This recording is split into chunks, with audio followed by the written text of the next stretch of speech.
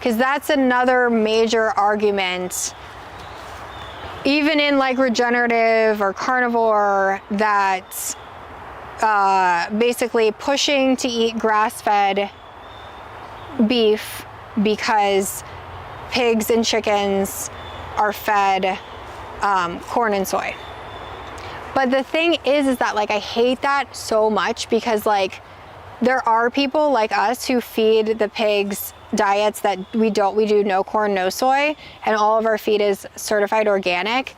And we've sent it out for fatty acid analysis, and the linoleic acid is like 4.1%, which is like on par with like grass-fed beef. So there's no difference in the PUFAs in the meat or the fat. And I think like we should be pushing for more people to eat pork and chicken that's raised that way, instead of just like dismissing those proteins, because those animals are really, really useful. Like, look around, what other species could we put in here?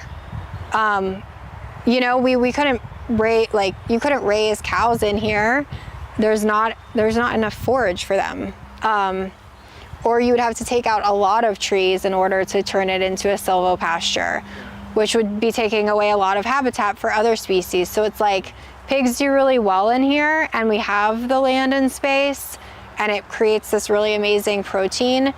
So I think there should be more people advocating for like eating pork that's raised this way, or eating chicken that's raised that way. That's what I'm trying to do with pork in particular, because in America, just going back to the grass-fed thing that you were talking on, so many Americans, I said this on the first visit with the other pig farm, that thyroid health is really under discussed in America.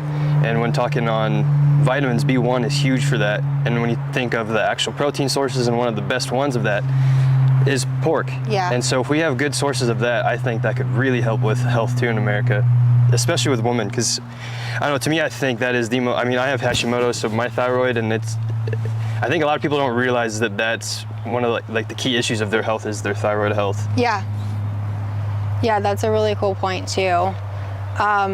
I've had several customers also, and this would be like for a majority of small farms, because they're all processing the same way. Because the question that comes up is like, do you have any fresh meat, like that's not frozen? But then on the other end of the spectrum, it's like I have customers who specifically want the meats that we raise and the exact way that we process it, where it's like slaughtered and then hung, and then it's cut, and immediately upon being cut, it's vacuum sealed and frozen.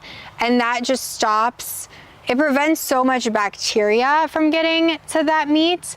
And because what's happening is that it's like, you know, meat at the grocery store, or if it's cut, then it's exposed, and then the histamines are increasing. So, and that's causing people having a lot of issues with that. So it's like getting through to people that like, this is actually so fresh because it's cut and packaged and immediately frozen. It's not sitting around and then packaged and then frozen, is like another educational component, I think, that some people realize and some people are looking for, and then some people don't realize why it would be beneficial to buy the frozen meat from the local farm.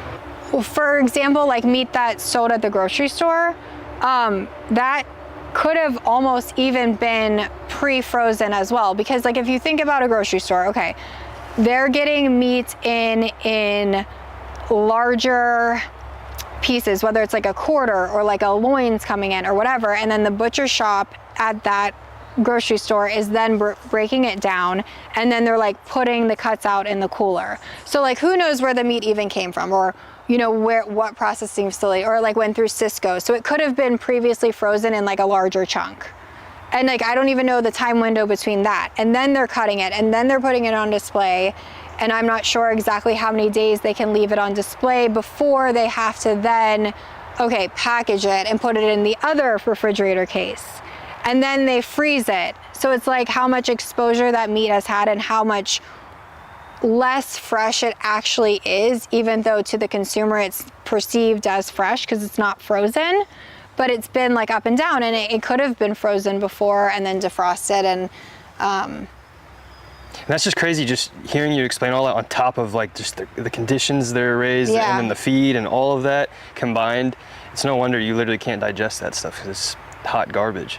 Yes, it's like, right, it's exposed to so much, and it's, yeah, it's definitely just best to like, to know your farmer and buy your meat from them.